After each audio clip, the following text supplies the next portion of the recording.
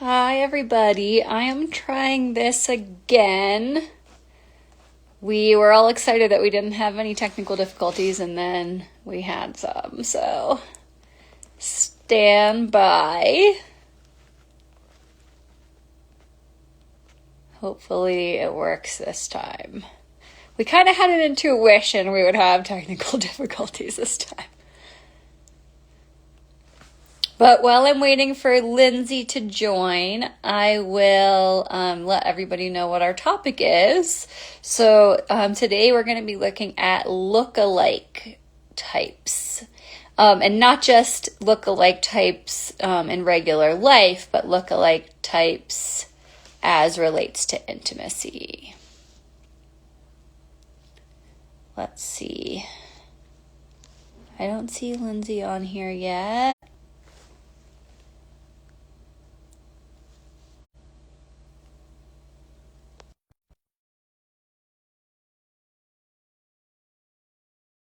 Hopefully it works this time.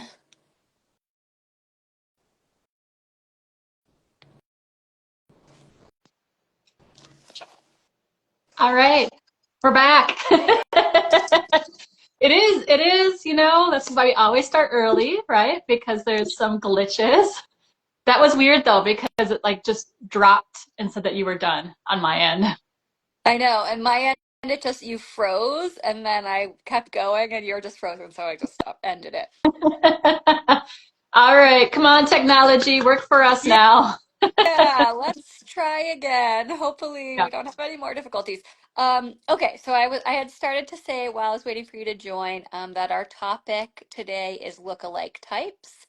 And not lookalikes just in general, but lookalikes in intimacy. So two different ways that we'll look at that, but I'll let us introduce ourselves first. So let's try this again. Um, I'm Dr. E Greenberg. I'm a doctor of psychology, a sexuality researcher primarily, and then also an Enneagram coach specializing in sexuality and relationships. Lyndsey? Uh, my name is Lyndsey Fraser. I'm a licensed marriage and family therapist, a certified sex therapist, an IA accredited professional, and I have a practice in South Minneapolis where I specialize in relationships and sexuality. So if you're new here, Lyndsey and I are a researcher therapist team. We do lots and lots of stuff together, focused on sexuality and the Enneagram and relationships. And we do have kind of like a 360 view of that because we come from the science and we come from the clinical practice. We put all our knowledge together to help people understand themselves and their partners better. So going back into today's topic, so we're doing lookalike types. And what that means in our context is two different things. So there's some types that are going to look alike in regular walking around life that they actually don't look alike when it comes to sexuality and intimacy. So we're going to give a bunch of examples that people wrote in that they wanted us to cover.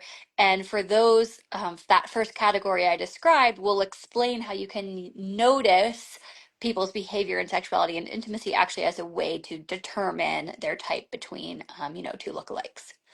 And then the second category is types that don't necessarily look alike in regular walking around life, but actually do look alike in intimacy. So that if you're intimate partner with one of these types, you might be a little confused on what type they are and then how to differentiate those.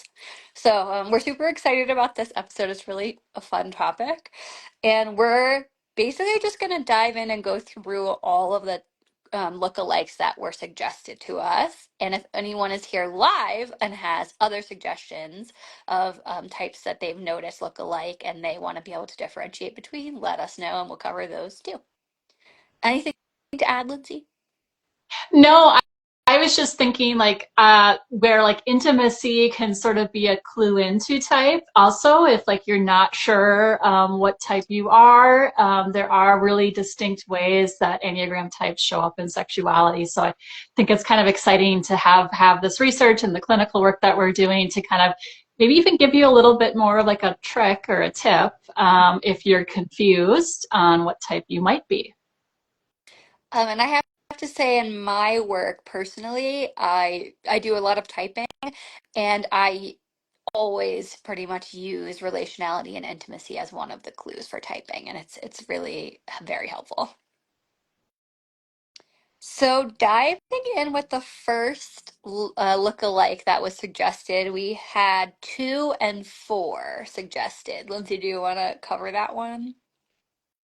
Yeah, I think it's interesting because here we have two heart-centered types, right? That can be dramatic or emotional or have that kind of emotionality when it comes to relationships. But actually, in sexuality, they look really different, right? So when we're thinking about twos in particular, they're going to look more at like, what do I need to do to sort of seduce the partner that I'm interested in? And so they're going to look into cues of like, what would this person like and want me sexually to do? They're going to do those things. They can be very enthusiastic lovers, always looking at sort of like, how do I please you? For twos, it is also oftentimes more about my partner's pleasure is more important than my own pleasure. It's through the pleasure of the other I receive pleasure. And then we look at fours. Fours tend to be a little bit more focused on the sensuality and the soul connection and that deeper intimacy that's happening and that kind of back and forth within that. Sometimes they might even focus more on sort of the things that lead up to actual intimacy. So romance, but not romance in a traditional sense, but that longing and desire and wanting sort of for what people need and want. And so I think you're going to see a very different sort of approach to sexuality. One of the things you're going to notice too between a 2 and 4, which we have mentioned before, is sometimes for two emotionally secure relationships, sometimes sexuality won't play as much of an important piece in sort of what is happening and occurring there. And so I think what you'll see is that for fours, sex is always, or intimacy is always going to be essential and important to them. You might see it a little bit less with your self-preservation fours, but the sensuality piece is so essential. Anything you would add, Sam? No, I think that was amazing. I think people confuse them more in regular life than they do in intimacy. In regular life, they can both be like a little dramatic or like extra emotional or I know that neither of them are going to like the word dramatic. They can be seen by others as dramatic, or even like a little victim mentality going on, but really the focus and intimacy is really different, like you just described. I'm going to go off of our list because we got this comment. Sexual nines seem to have many features in common with fours in general. So I want to speak to that first before we go back to the ones that people suggested. Um, One thing I want to say about that is there is truth to that. We see that our sexual nines are very passionate. They are quite emotional. They do get, some of the ups and downs based on what's going on with the relationship. Like our connection is off, our vibe is off. We didn't get a chance to connect. I'm really sad about that. Like we see that with nines. Sexual nines rather, they can have a little bit more of that volatility in the emotions.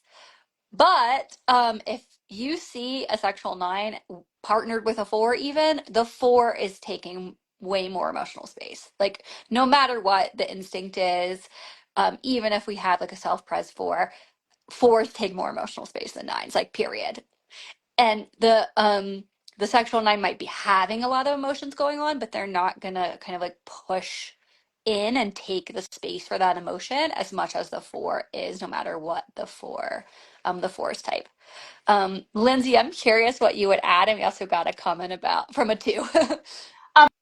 I think what's interesting is even how they like feel like in the body when you're present with them. You're going to get kind of with your sexual nines, like there is this emotionality, but there is almost more of like when I have sexual nines in my office in particular, it's almost like a diffuse, cloudy, dreamy like energy that's happening and occurring, and you really don't get those from your fours. What's really interesting too is that the sexual nine is going to merge completely with whoever the partner is, and so their sexual preferences are going to go into whatever that other person wants and needs. And so it can look like other types in that sense, in that moment, because they have the most difficulty sort of having the boundary of who am I and who are you.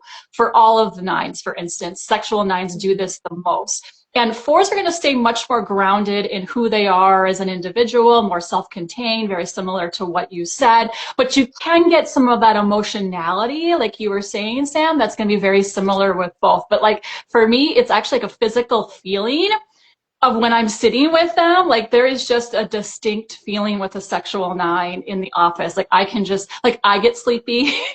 I'm a nine as well, you know, and I'm like, I feel like I'm up in the clouds. It's a very much an experience of like, I live there sometimes. And so I can sort of like, as a merger myself, take on that like energy. And I do not get that ever with a four in my particular office when I work with them. So There's much glad. more differentiation. Yeah, I'm so glad that was brought up because it is a look-alike in the sense that there are some similarities again with like the emotionality or the relational orientation is very strong with the sexual nine. But yeah, when we're talking about how to differentiate them in intimacy, they're pretty different. And the sexual nine of the nines knows what they want the most, but compared to a four, they really don't, or they don't speak up for it.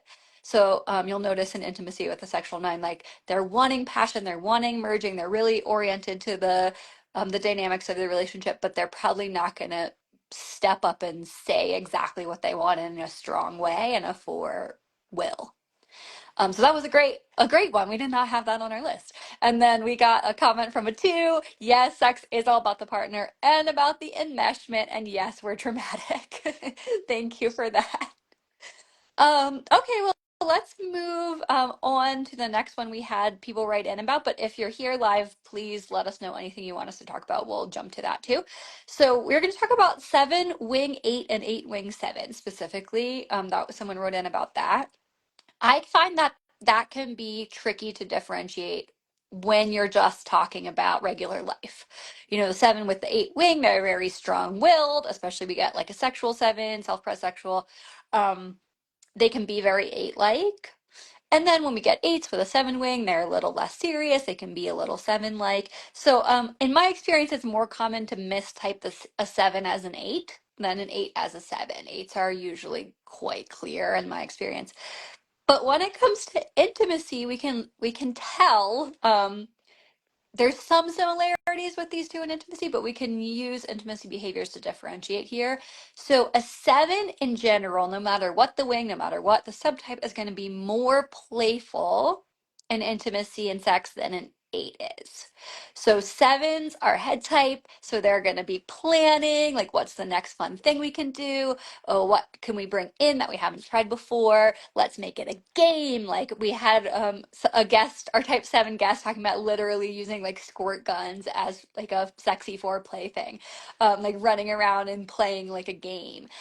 We can see let's have novelty, let's have variety, let's have adventure. We see way more of that playfulness. Then eights are a body type. They're like, okay, we're bringing the intensity, we're bringing the like the forward moving energy, you know, from the body center. It's about the sexual, pure sexual energy and not about being playful. They might be open to that, but they're not going to be bringing that. So that's one of the ways you can differentiate seven wing eight, eight wing seven in the bedroom. What do you think, Lyndsey? I completely agree with that. And I think too, what you might see with eights is a little bit more firmer touch and kind of how they go into the experience as well, a little bit more take charge, even though both are take charge. But there is sort of like one of the common complaints I get with partners that are partnered with eights is sometimes how you touch me is too rough.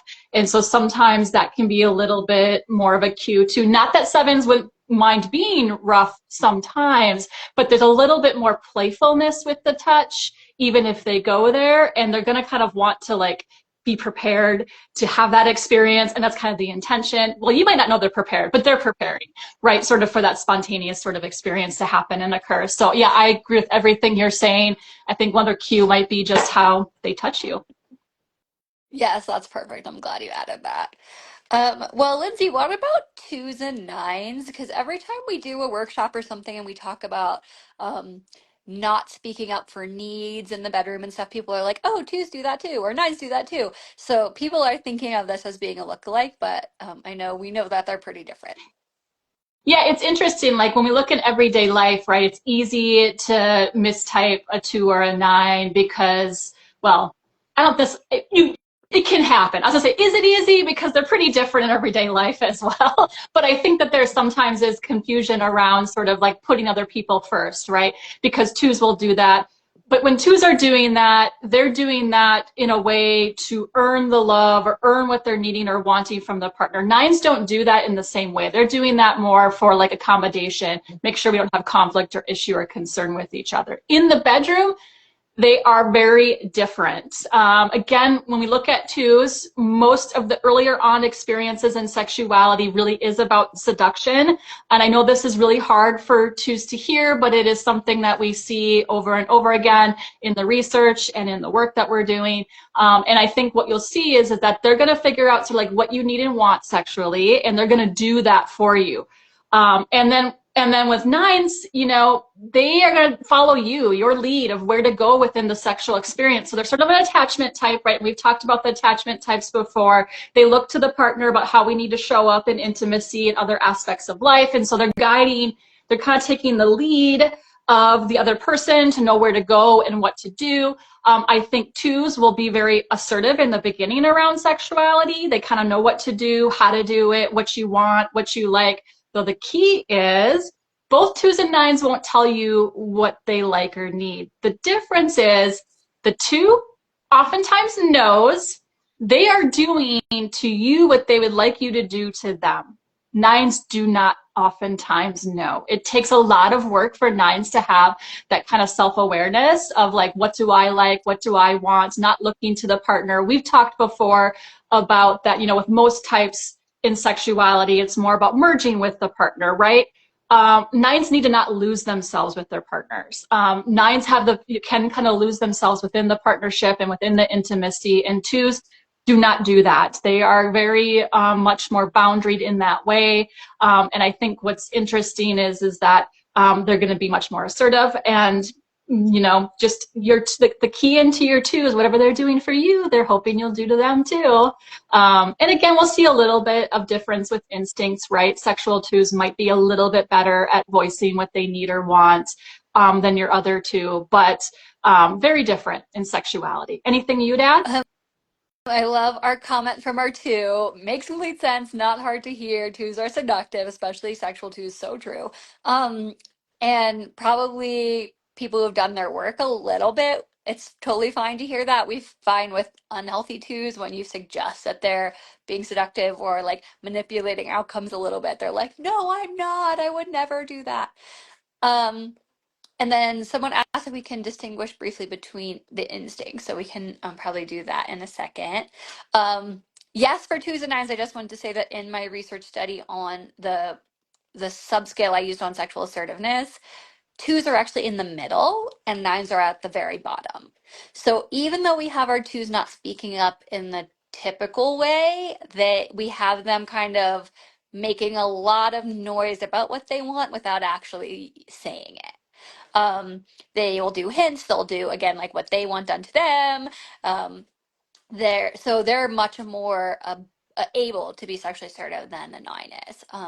And then the comment we saw is twos. The problem is twos assuming something will be reciprocated because you're doing it, and then it's not when it's not, you get angry. Yeah, absolutely, that does happen with twos. Um, so really, really briefly on the three instincts, because we have lots and lots of material on this that you can find. But we have our self-preservation instinct, dominance of every type are going to be more focused on their basic needs getting met before they move into sex. Um, have I eaten, showered, is the house clean? Like, um, some will consider sex a basic need, and then it's a little different, but basically, like, everything needs to be done before I can move into sex. Our social dominants are more oriented to bonding and connection. So, is the bond and connection with my partner good? If not, maybe we need to have sex to improve it. Has it been a while since we've had sex? If it has been, we probably should, because that's what we do to stay bonded and connected. And then our sexual instinct is more oh, the instincts for type 9. Okay. Well, I'll add that in then. And then the sexual being like the passionate merging, be moving into sex is kind of like more important than those other needs. So for type 9, the sexual 9 is the one that's actually the most merging, like the least boundaried and the most merging, the most takes on the partner's energy the most. Um, Lizzie, I'll let you do the social because you're a social 9 and maybe self-pres too. Yeah, the social 9 is going to be looking again more to the partner. How do I need to show up? Keeping a ticker a little bit more of like, when's the last time we were intimate? Wanting to move into intimacy to kind of solidify that. As far as merging, your social 9s are kind of in the middle with that. They are a little bit more boundaried, especially like in my particular case, because I have sexual instinct in the last position.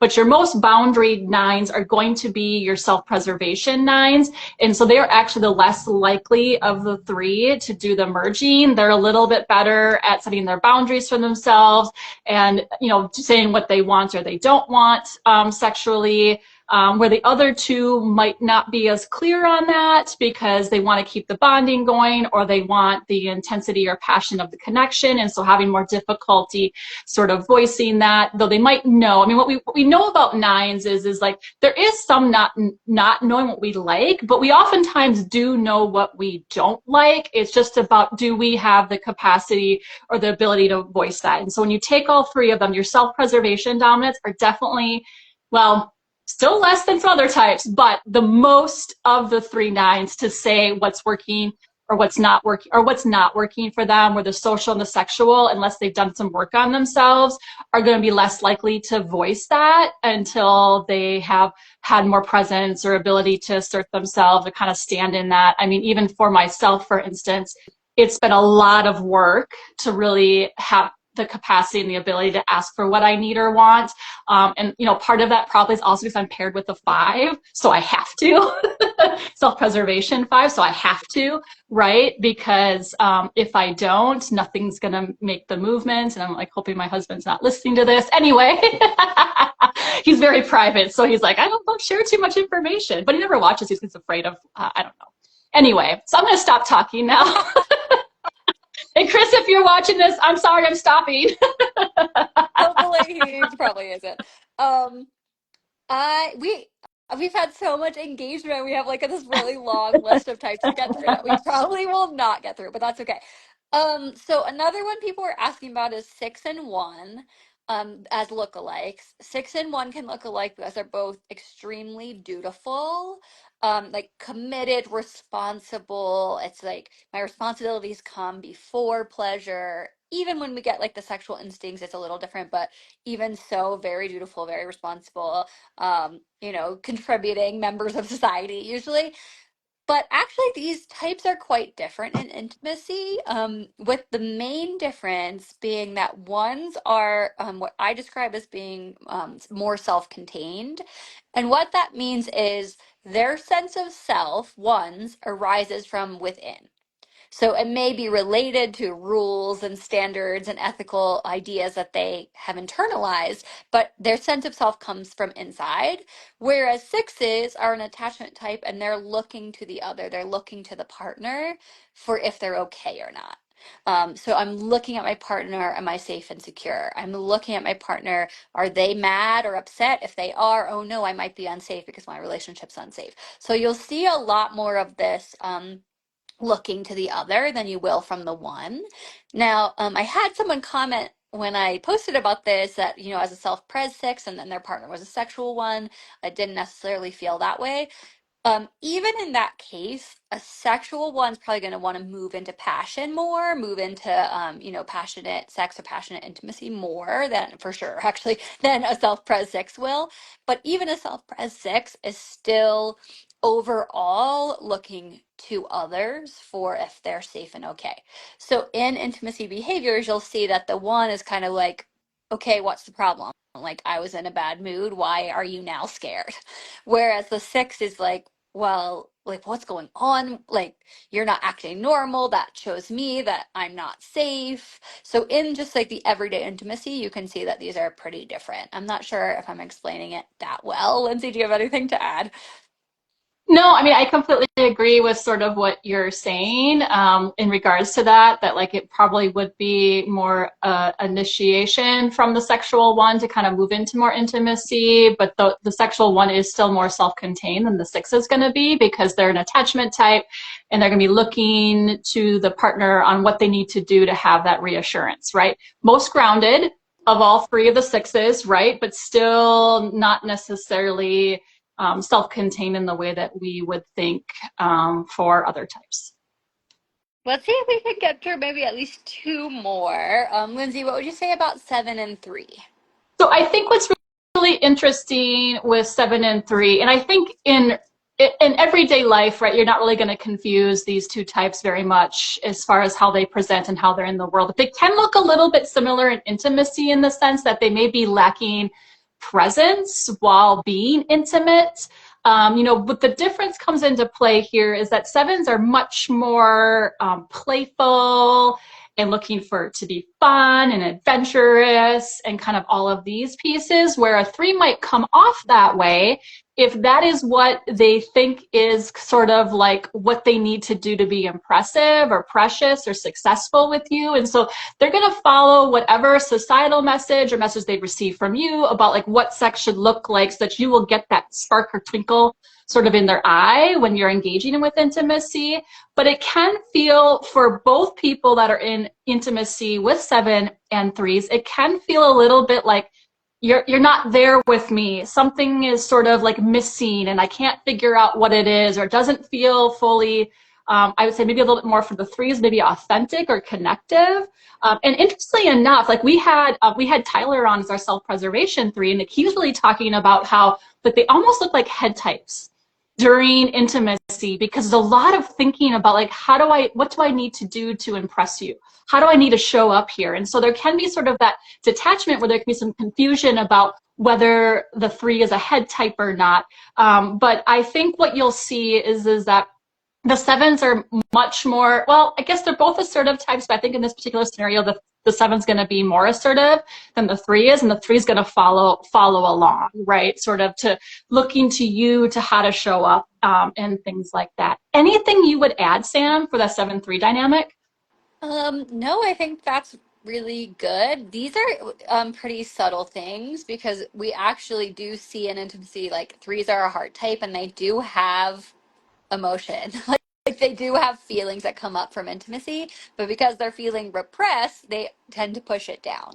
So if you have kind of like a keen eye for that, you'll notice that 3s are a lot more emotionally oriented in intimacy than 7s are basically not at all emotionally oriented until afterwards when all of this emotion comes up for them too. So I'd say 7s and 3s are actually like fairly difficult to distinguish in intimacy as well, but I love everything that you said.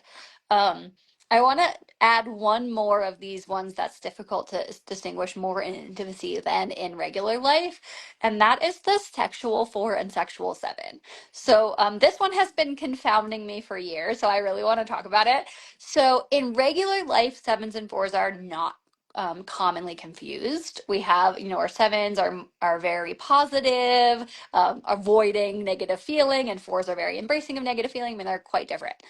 But when it comes to relationships, we see that the sexual 7 is so passionate about, chasing the high of relationship that they can actually come across kind of emo, like kind of emotional. And the 4, sexual 4 is so intense as to come across almost like manic, like an unhealthy 7 can. So and like a little sensation seeking. So actually in intimacy, I have seen that these two subtypes act alike, and it's really interesting. Um, and in terms of differentiating, I'd say that the main way to do that is that your sexual 4 is going to be more melancholy in their analysis of the relationship. Like, oh, I thought I met my soulmate, but it didn't work. And like, that's so sad. And the sexual 7 is going to be much more on to the next. Like, I thought I met my soulmate, but I didn't, but now I have, and like, I found that's actually the only way to differentiate these two subtypes at like an unhealthy level. They can be almost identical. What do you think, Lyndsey? No, I completely agree with you in that sense. I think you really include those subtle differences that you might notice a little bit, right? It is very true. Sexual seven's like on to the next. Even if it's like on to the next with the same partner that they've had, like I'm done now, right? Where I feel like you're going to get some more of that emotionality, that sexual four, like if they feel like sort of disappointed or it wasn't the experience that they wanted, you might get some more like sulking and like a little bit of more of that emotionality piece that you can kind of see in that melancholy that you can kind of see in fours, right? So I think you were right on sort of with that description. Um, We are already at the end. We had like seven other lookalikes to get through, but we'll have to do some posts about it because we had so much lovely engagement that we ended up talking about some other things. But we want to share some awesome things we have coming up. So Lyndsey and I will be at the IEA conference in Minneapolis in July, and we're presenting twice. Once on instincts, hunt, gather, mate, how instincts reveal the evolutionary meanings of sex, and our Enneagram After Dark evening presentation on a 360-degree view of type and sexuality. So if you're coming to that conference, please come and see us. Oh, we got to comment. Y'all are great. And then, Lyndsey, why don't you tell the people what we're most excited about? Yeah, what we're most excited about, because Minneapolis is where I am from, and so Sam and I actually have an in-person event happening as well on the Monday after the IEA conference. So if you're coming for that and you want to stay a day later, we have Enneagram for Transformed Relationships, where we're going to be talking about Enneagram instincts and Enneagram type, and you get to meet Sam and I in person, which is so rare because we are in different states and different places. And we are feeling super excited about having this. It is going to be in South Minneapolis at the Center for Performing Arts. So if you are from Minneapolis, there are some lovely restaurants and things like that close by for eating as well. And we are just really excited. We moved quickly on this, which Sam and I have talked about is not a 9 and 5 trait. But we just went with it. And so we hope to see you. And yes, we had so many people come today. That was so great to see all the engagement, all the questions. I see thank you from George. Thank you for being here today, George. We greatly appreciate that. And I saw we have quite a few other people as well. And I don't know their first names, so I don't want to call them by their by their handles, but George put his name, so I knew that it was George. But thank you. It's always great to see, all the questions and people engaging on here as well with us. Anything else you wanted to add, Sam, before we wrap up for today? Yeah, feel free to message us if you want to give ideas for future Sexy Friday topics. We're always taking ideas for that. And if you don't live in Minneapolis and you're not traveling there, we are looking into doing a package recording of our all-day training that should be probably available after, maybe in August. So most of all, we want people to come in person so we can meet you. But if you don't live in the area, keep an eye out for that video version of our all-day training also. I think that's it. I will see everybody in May. See you in May, Lyndsey. Yep, see you in May. Have a great day. Bye-bye. Happy Sexy Friday. Start the podcast. We will. We have plans.